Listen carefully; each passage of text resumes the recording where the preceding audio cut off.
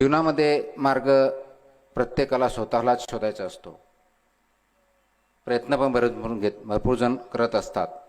मार्गदर्शन आईवडिलांकडून घेतात, गुरुजनांकडून घेतात, आप्तेष्टांकडून होतं, समाजामधून घेतात, पुस्तकं वाचतात. ज्यांच्या नावावर ही संस्था आहे डॉक्टर APJ अब्दुल कलाम यांनी सुद्धा खूप चांगल्या कष्टातून देशाचे सर्वोच्च पद भूषवलं. फॉर्च्युनेटली आम्हाला IAS ट्रेनिंगमध्ये ज्यावेळेस असतो त्यावेळेस महामहिम राष्ट्रपती महोदयांना भेटण्याची एक संधी असते आणि त्यावेळेस डॉक्टर APJ अब्दुल कलाम हे राष्ट्रपती होते. राष्ट्रपती भवनामध्ये त्यांना भेटण्याचा आमच्या सर्व बॅचसमोर मलाही एक संधी भेटली. असं सांगितलं होतं की सर्वंट आहात, तुमच्या खांद्यावरती खूप मोठी एक जबाबदारी आहे. ही जबाबदारीला तुम्ही कर्तव्य म्हणून पार पाडाल तर 99.99% लोक जसं करतात तसंच तुम्ही काम कराल. कारण जॉब किंवा जबाबदाऱ्या आपण पार पाडत असतो. तुम्ही फक्त एक जॉब IAS म्हणून, IPS म्हणून किंवा कुणी, आपण शिक्षक असू, आपण अधिकारी असू, आपण आईवडील असू, आपण विद्यार्थी असू, एक माणूस म्हणून असू, सर्वात महत्त्वाचं म्हणजे माणूस म्हणून. तर आपण जन्माला येतो, मोठं होतो, आईवडील आपल्याला मोठं करतात, शाळेत जातो, शाळेतून शिकतो, ग्रॅज्युएशन होतं, नोकरी लागते किंवा धंदा करतो किंवा शेती करतो, लग्न करतो, मुलं बाळं होतात, परत आपण आजी आजोबा होतो आणि शेवटी मरतो. हा सर्वसाधारणपणे निसर्गाचा नियम. त्याप्रमाणे जन्माला आलो, या जगात काही दिवस, काही महिने, काही वर्ष राहिलो आणि मृत्यू पावलो. हे जगणं म्हणजे मनुष्य प्राण्याचं, तुमचं आणि माझं, हे इतर जनावरांपेक्षा किंवा प्राण्यांपेक्षा वेगळं कसं? हा प्रश्न तुम्ही आणि आम्ही सर्वांना विचारला पाहिजे. म्हणून तुम्ही ज्यावेळेस एखादा IAS म्हणा किंवा कोणताही एक माणूस म्हणून जगामध्ये जन्माला आल्यानंतर तुमचा जॉब किंवा कर्तव्य, माझे आईवडिलाचे कर्तव्य मी करते, मी शिक्षकाचं कर्तव्य मी करतो, विद्यार्थ्याचं कर्तव्य मी करतो, संस्था आमच्या मित्रांनी काढली ते संस्थेचं कर्तव्य करतात. कर्तव्य जवळजवळ सर्वजण करत असाल, कमी जास्त प्रमाणात, योग्य अयोग्य प्रमाणात करत असतील. परंतु तेवढ्या पुरतं सीमित राहिलं तर ते मेकॅनिकल होऊन जातं आणि मग त्याच्यातून नवीन काही घडतं किंवा चांगलं काही घडतं अशी शाश्वती नसते. जे चाललंय ते चालत राहील. आणि असंच जर चालत राहिलं असतं तर 21व्या शतकामध्ये आज ज्या युगात आपण राहत आहोत त्याला चौथी औद्योगिक क्रांती ज्यावेळेस घडते माहिती तंत्रज्ञानाची, त्या युगापर्यंत आपण आलो नसतो. आपण अजूनही त्या दगडांच्या स्टोन एजमध्येच राहिलो असतो. त्याच्यातून आपली प्रगती झाली कारण फक्त प्रत्येकाने स्वतःचा जॉब किंवा कर्तव्य केलं नाही, तर त्याच्या पुढे जाऊन प्रत्येकाची स्वतःची एक वेगळी भूमिका बजावली, रोल परफॉर्म केला. ती भूमिका समजून घेणं आणि त्या दृष्टीनं वाटचाल करणं म्हणजेच नेहमी आपल्या स्वतःमध्ये आणि इतरांमध्ये बदल घडण्याचा प्रयत्न करणं, ही भूमिका आपली महत्त्वाची आहे. ती जर आपण समजून घेतली ॲज अ माणूस म्हणून तर आपण निश्चित स्वतःमध्ये बदल करू शकतो. कारण समाजात ज्यावेळेस बदल घडण्याची आपल्याला अपेक्षा असते तो बदल स्वतःपासून चालू करायचा असतो. इतरांमध्ये फक्त बोलून समाज बदलू शकत नाही, घडू शकत नाही. म्हणून ज्यांनी समाजसुधारकाचा अभ्यास केला त्या बाबतीत महाराष्ट्रातल्या 2 गोष्टी बोलल्या जातात. एक बोलते समाजसुधारक, बोलके, आणि दुसरे करते समाजसुधारक. तर बोलके समाजसुधारक कोण? भरपूर असतात. आजकाल व्हॉट्सअपच्या काळात तर अगदी फॉरवर्ड समाजसुधारक पण खूप झालेत. आला व्हॉट्सअप, पुढे फॉरवर्ड केला, समाजसुधारक झाले. आपल्या समाजसुधारणा होतील. पण त्याच्यापुढे समाज बदलत नाही. म्हणून समाज बदलण्यासाठी आपल्याला स्वतःला बदलावं लागतं. स्वतःला बदलण्यासाठी स्वतःच्या अगोदर विचार बदलावे लागतात. आणि ज्या दिशेने जायचं आहे, ज्या ध्येयाकडे आपल्याला जायचं आहे, त्या दिशेचे विचार स्वतः करावे लागतात, बदलावे लागतात. मग ते विचार आचरणात आणावे लागतात आणि आचरणात आणल्यानंतर मग इतरांना बरोबर घेऊन पुढे जायचं असतं. मग ज्यावेळेस मला जिंकायचं म्हणतो म्हणजे काय?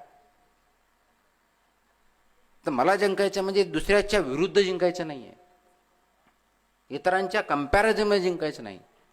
तर प्रथमतः स्वतःला माणूस म्हणून विचारांच्या आधारावरती आचरणामध्ये केलेला बदल आणि स्वतःमध्ये आज काहीतरी एक स्टेप मी पुढे गेलो, स्वतःच्या अगेन्स्ट, स्वतःच्या विरुद्ध. म्हणजे आता आज मी स्टेटला आहे, उद्या याच्यापेक्षा माझी काही विचाराची उंची वाढली आहे का?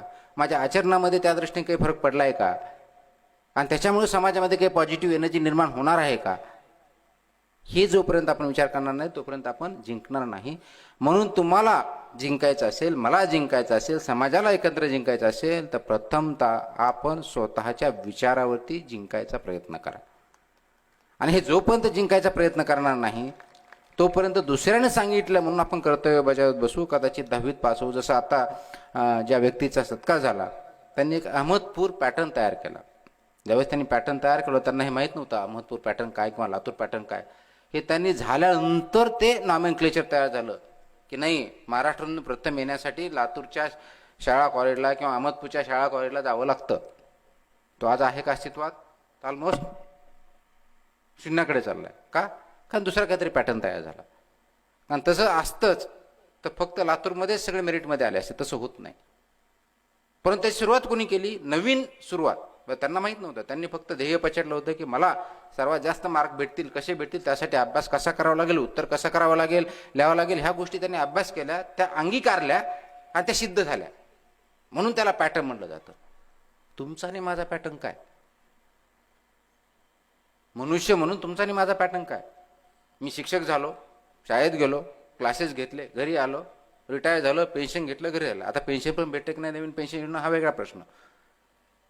काय माझा पॅटर्न काय? मी काय असं वेगळं केलं, कॉन्ट्रीब्यूट केलं की ज्याच्या माध्यमातून काही नवीन विद्यार्थी घडले, त्याच्यामुळे काही कुटुंब घडले, समाजामध्ये काही दोन विचार चांगले पेरले गेले.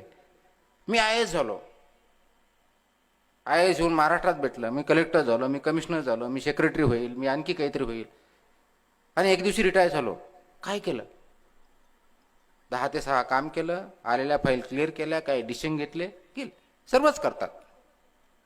वेगळं काय? समाजामध्ये बदल घडणं किंवा दिशा देणं ही आमची भूमिका नाही आहे का? ॲज अ पब्लिक सर्वंट आहे. माणूस म्हणून माझी भूमिका नाही का? आहे का? मग ते आम्ही करतो का? हा प्रश्न आपण स्वतःला विचारायचा आहे. आणि म्हणून आपल्यामध्ये बदल घडवण्यासाठी ही स्वतःची सुरुवात स्वतःपासून करावी लागेल. आणि हे करत असताना आपलं ध्येय काय हे स्वतःला अगोदर ठरवावं लागेल. म्हणून बऱ्याच वेळेस असं होतं की मला जे जमलं नाही ते माझ्या मुलांनी करावं. मला कलेक्टर होता आलं नाही म्हणून माझ्या मुलाबाळांना, अरे हो बाबा, ते आता तुकाराम मुंडे झालेत ना, ते भारतातून 20वे आले होते ना, ते सुद्धा जिल्हा परिषद शाळेत होते, मग तू पण ये. अरे बाबा, तो तुमचा मुलगा आहे आणि तुमचा मुलगा नसून तो एक व्यक्ती आहे. तुकाराम मुंडे आहे. चांगले वाईट जे काय असेल ते आहे. प्रत्येकाचं एक अस्तित्व आहे, एक विचारसरणी वेगळी आहे. त्याला इंडिव्हिज्युअल काहीतरी बनवू द्या ना. मी जर म्हणलं नाही मला अब्दुल कलाम व्हायचं, APJ अब्दुल कलाम, शक्य आहे का? नाही आहे. का ते युनिक पर्सनॅलिटी आहे. मग त्यांना ठरवू द्या, त्यांना मार्गदर्शन करा. काय चांगलं आहे, काय वाईट आहे, काय वाटलं पाहिजे, कसं वागलं पाहिजे हे सांगा. म्हणजेच काय, निर्णय क्षमता वाढवा. आपण निर्णय क्षमता न वाढवता त्यांच्यावर दुसऱ्यांचे निर्णय थोपवतो, ही सर्वात मोठी चूक. मग ते शिक्षक पण पोस्ट ग्रॅज्युएट होतो आणि अर्ज भरताना कोणता हा भरू का तो भरू, हा जर प्रश्न विचारत असो, आज हे काम करू का ते काम करू, तर निर्णय क्षमता तुमच्याकडे नसेल तर आपण फक्त पुस्तकाचे किडे जर म्हणलो तरी आपण माणूस म्हणून किंवा समाज म्हणून काही करू शकणार नाही. म्हणून महत्वाची गरज जी आहे आज, ती समाजामध्ये निर्णय क्षमता वाढवण्यासाठी आवश्यक असलेले गुण प्रत्येक व्यक्ती डेव्हलप करणं आणि त्यासाठी आवश्यक ते वातावरण तयार करणं. मग ते घरात असेल, शाळेत असेल, समाजात असेल, राज्यात असेल, देशात असेल, कुठे असेल, त्या दृष्टीने केलं तरच समाज पुढे जाऊ शकतो. म्हणून मला एवढंच आज सांगायचं आहे की आपली निर्णय क्षमता वाढवण्याच्या दृष्टीनं आवश्यक असलेले पावलं प्रत्येक कुटुंबामध्ये, प्रत्येक व्यक्तीने बनवावे, शाळेमध्ये शिक्षकाने आणि संस्था चालकांनी बनवावे, देशामध्ये राज्यकर्त्यांनी समाजाने बनवावेत, तरच हा समाज चांगला होऊ शकतो. त्या दृष्टिकोनातून आपण जर पावलं उचलू लागलो तर आणि तरच ते शक्य आहे. आणि म्हणून डॉक्टर APJ अब्दुल कलामांचा जो मेसेज होता की तुमची भूमिका तुम्ही पार पाडा, हा होता. हे ज्यावेळेस आम्ही त्यांना भेटलो त्यावेळेस त्यांनी सांगितलं. परंतु ज्यावेळेस आमचा निकाल लागला होता, मला आठवते की आमचा निकाल, फायनल निकाल 11 मे 2005 रोजी लागला होता. आणि त्यानंतर मी त्यावेळेस पुण्यात होतो, आईवडिलांना भेटायला गावी गेलो. ऑफकोर्स आपल्याला माहितीच, निकाल लागला, देशावताला, कलेक्टर झाला, सत्कार होणार असे आलंच. त्यावेळेस माझ्या आईवडिलांना ज्यावेळेस भेटला गेलो, आईवडिलांनी मला एक वाक्य वापरलं होतं. आता ते तुमच्यासमोर सांगून त्याच्यानंतर मी ते शेवटचं वाक्य मी बोलून आपली रजा घेणार आहे.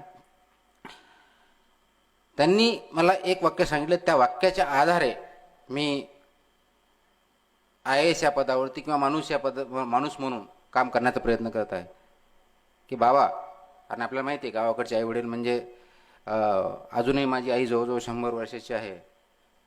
माझ्या मनात काय चाललंय हे कुणालाही कळत नाही, पण माझ्या आईला 100% कळत असतं. भाषण चालू आहे, ऐकायचं असेल तर थांबा, नाही तर निघून जा.